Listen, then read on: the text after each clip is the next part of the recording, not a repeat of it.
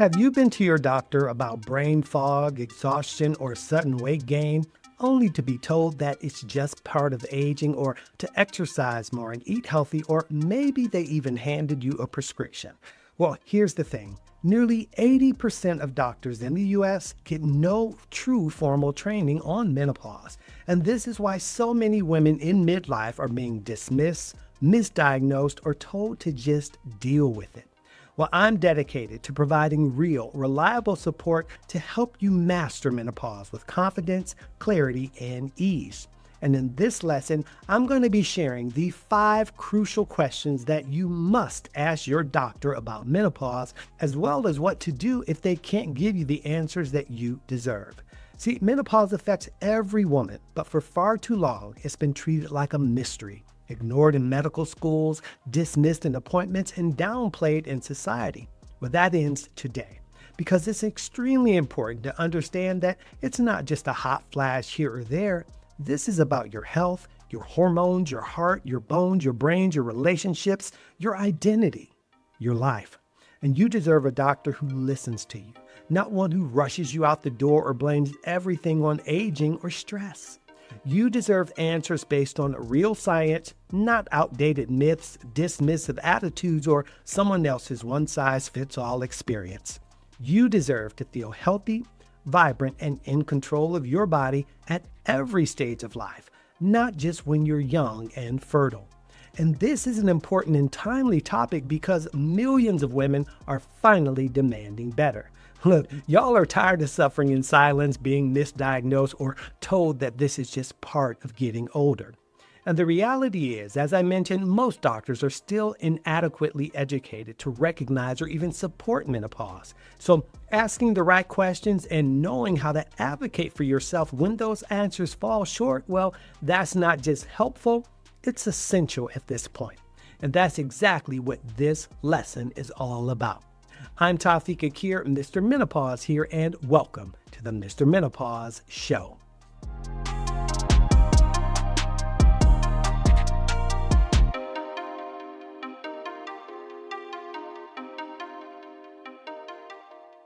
What I'm about to teach you can absolutely change how you experience menopause care and possibly even change your doctor if that's something that's truly needed.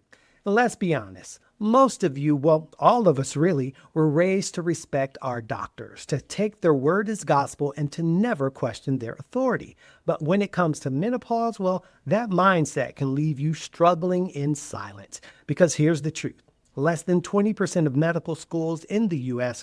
offer menopause-specific training. So that means that your doctor might know how to treat high blood pressure, but not hot flashes. They might be experts in managing diabetes, but completely unaware of how menopause affects your brain, bones, mood, or metabolism. And when you ask this first question, which is, what kind of menopause training do you have? You're not being difficult or adversarial. You are being responsible. You're advocating for your body, your health, and your future. Now, for a long time, my client Deanna felt dismissed and uninformed when it came to her symptoms. And like so many women, her doctor wasn't giving her real guidance about what she was experiencing or what her options really were. But after completing a simple menopause education program, she gained confidence to have an informed conversation with her doctor about hormone replacement therapy, something that she had never felt confident, comfortable, or equipped to do before. And here's what she shared with me later. She said, after this program, it gave me the confidence to talk to my doctor about HRT. After 2 months on estrogen and progesterone, I no longer experience hot flashes, and I'm finally able to sleep. I'm also exploring holistic alternatives for my other symptoms, but I feel so much better overall. See, that's the power of knowledge. That's the power of advocating for yourself. And that's what happens when you stop feeling dismissed and you start feeling equipped. Deanna's story is proof that it's never too late to take control of your menopause journey and to speak up for your needs. And now that you've checked your doctor's menopause training, well, it's time to see if their advice actually fits your body and your needs. So we're moving to question 2, which is, what are the best ways to manage my symptoms based on my medical history? This one is a game changer because now that you've asked your doctor about their menopause training, well, it's time to dig into something even more important, which is you. Your body, your symptoms, your health history, your lived experience. Because menopause is not, and I repeat, it is not a one size fits all event. And if your doctor is handing out the same advice to every woman over 40, that's not support, that is shortcut medicine. And too many women are told things like, just eat healthy and exercise. Or the two that are so frustrating that I hear is, it's just part of aging or you'll get through it. That kind of generic advice sounds harmless, but it can lead to years of unnecessary suffering in silence because it ignores the bigger picture of who you are, what your body has already been through, and what your body is going through. You know, I read another story in a Business Insider about a registered nurse who had more than 30 years of medical experience. And at 46, she started experiencing escalating anxiety, irregular periods, sleep problems, and a complete loss of confidence. Even as a nurse, someone trained to assess health symptoms, she couldn't get the right answers and didn't even know what to look for herself. For 2 years, doctor after doctor misdiagnosed her with depression. It wasn't until she finally came across a menopause-informed provider that she was correctly diagnosed and finally supported. Why did it take so long? Well, because no one stopped to ask the right questions. No one looked beyond the symptoms to understand the context. And look, that leads us to the heart of this question. Are you being treated like a list of symptoms or a whole person? See, a doctor who is serious about managing your menopause symptoms effectively, well, they should be looking at all the factors that influence your health, not just handing you a brochure or basic information. So let's break down what they should be addressing. First and foremost, they should start with your full health history, and that includes previous surgeries, autoimmune conditions, reproductive history, and family history. See, all of this influences what treatments are safe and effective for you. Also, past hormone sensitivity. Have you used hormone birth control in the past? How did your body respond to it? Did you have trouble with cycles, PCOS, endometriosis, or fertility treatments? See, these are crucial factors in selecting a menopause management plan. And then there's your mental health background, because menopause can exacerbate anxiety, depression, and mood swings. And if your provider isn't considering your emotional and psychological well-being during menopause, well, they're only giving you half the picture. And equally important is sleep quality. Sleep is a cornerstone of hormone balance, brain function, and emotional health. And if they're not asking about your sleep patterns, how often you wake up, how long it takes to fall asleep, or what's interrupting your rest, again, they're missing an important opportunity to treat the root issue. Then, of course, there is the ever important nutrition, stress, and lifestyle management. Are they asking about your eating patterns, stress load, physical activity, and recovery time? These factors affect everything from insulin sensitivity to cortisol levels, which can throw off your entire hormonal rhythm. And of course, medications and supplements. If they're not doing a full inventory of what you're currently taking, they could prescribe something that interacts negatively or overlook a supplement that might already be helping you. And this is why the question is not just, what should I do for hot flashes, right? The question is, what should I do for my body, my symptoms, my history, and my life? Because real menopause care is not about managing symptoms in isolation. It's about designing a strategy that supports the whole woman, physically, emotionally, and functionally. Now, once you've confirmed that your doctor understands the full picture of your health, well, the next step is to make sure the treatments that they offer are grounded in evidence, not outdated fear or guesswork. And this leads to the next question, which is, can you explain the risks and benefits of HRT and non-hormonal treatments? Now that you've talked about how to personalize your menopause care, it's time to get into one of the most misunderstood areas of the entire journey, and that's treatment options. And no topics brings more confusion, outdated fear, or misinformation than HRT or hormone replacement therapy. For decades, women have been warned about the risks of HRT, often without context, current data, or considerations of your unique needs. Meanwhile, non-hormonal alternatives are rarely explained with the same depth either. So that's why this question is so important. Can you explain the risks and benefits of both hormonal and non-hormonal treatment options? Not just whether they exist, not what the headline said 20 years ago, but a real nuanced conversation.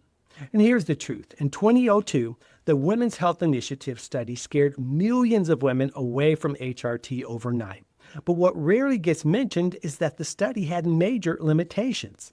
It included older women already at risk.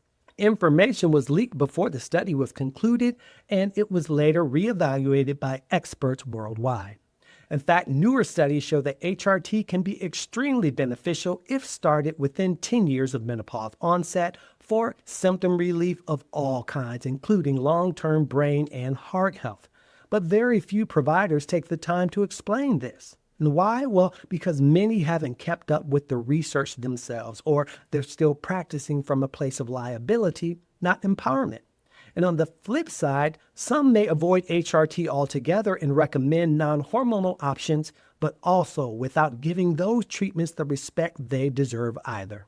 So the goal here is to have a well-informed provider that offers balanced care, knowledge, and clarity.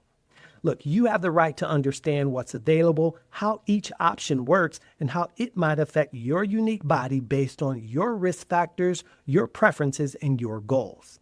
For example, HRT might be highly effective for someone with hot flashes, night sweats, or vaginal dryness who has no history of breast cancer, while a non-hormonal option like low-dose SSRIs or SNRIs might be more appropriate for someone with a history of hormone-sensitive conditions.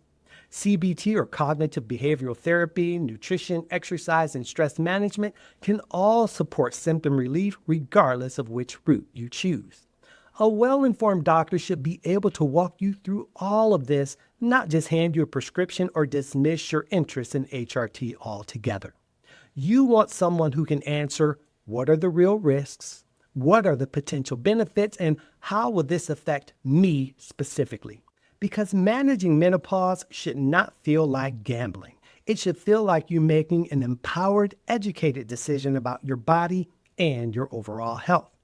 And now that you've opened the door to real treatment conversations, it's time to look ahead, because menopause doesn't just affect today. It impacts your future health as well. And that leads to the next question. How can we protect my bone, heart, and brain health during menopause? This question is another big one because while most conversations about menopause stop at hot flashes and mood swings, the real risks lie in what's happening beneath the surface.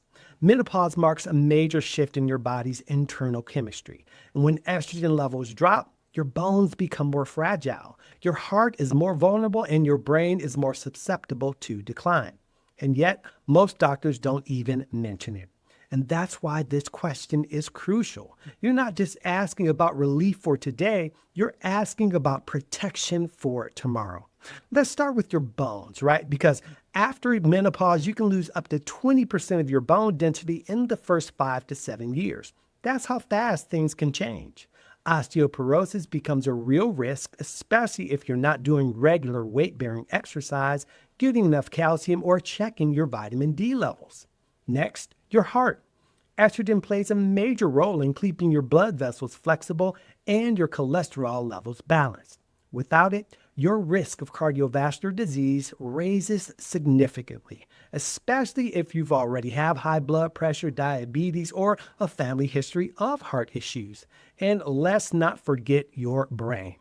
Cognitive changes, brain fog, memory lapses, well, these aren't just annoying, they can be early warning signs of hormonal impact on your brain structure and function. So, what's the plan now that it's decreasing? See, when you ask your doctor, how can we protect my bone, heart, and brain health during menopause? Well, you're taking the conversation out of the exam ring checklist and into whole body wellness. See, you're asking for a bone density scan, not just a vitamin recommendation. You want a full metabolic panel, not just everything looks fine. You want a cognitive health discussion, not just you're probably just tired. You're advocating for long-term health and vitality, and that deserves serious answers. And then that brings us to the final question. And it's all about the big picture, right? Because while symptom relief is crucial, what you really need is a roadmap. And that lands on the fifth and final question, which is, can we create a long-term plan for my menopause journey? This is the question that brings everything full circle. You've asked about your doctor's training. You've explored how they tailor care to you. You've investigated treatments and addressed long-term health risks. Well, now comes the most powerful ask of all. Can we create a long-term plan for my menopause journey? Not just what do I do today, but how will I be supported through every stage? Mentally, physically, emotionally, and practically. Too many providers treat menopause like a 6-month inconvenience instead of the decades-long life stage it really is. And here's what that ends up leading to. Women getting short-term fixes without long-term support, bouncing between specialists with no unified care plan, feeling alone, confused, and constantly playing catch-up with their own health. But when a doctor is willing to partner with you for the long haul, well, that changes everything, because a long-term menopause plan might include regular check-ins and symptom reviews, also adjusting treatments over time as your needs evolve, and they will evolve, by the way, monitoring hormone levels, bone density, mental health, and so much more, as well as clear communication about what's normal, what's not, and what comes next. Most importantly, it should feel collaborative, not dismissive. You should leave that appointment feeling like you have a partner, not just a prescriber. Because menopause isn't just a phase. It's a portal into the next chapter of your life. And that chapter deserves to be written with intention, support, and empowerment. And now that we've covered the 5 critical questions that you should be asking your doctor about menopause, let me break down what to do if your doctor can't answer those questions, or worse, if they dismiss you for asking in the first place. Tune in next week for part 2, what to do if your doctor can't answer the 5 crucial questions that you learned about today. Once again, I'm Tafiq Akhir, Mr. Menopause here, your go-to source for reliable menopause and healthy aging support. And until next time, please stay safe and be well.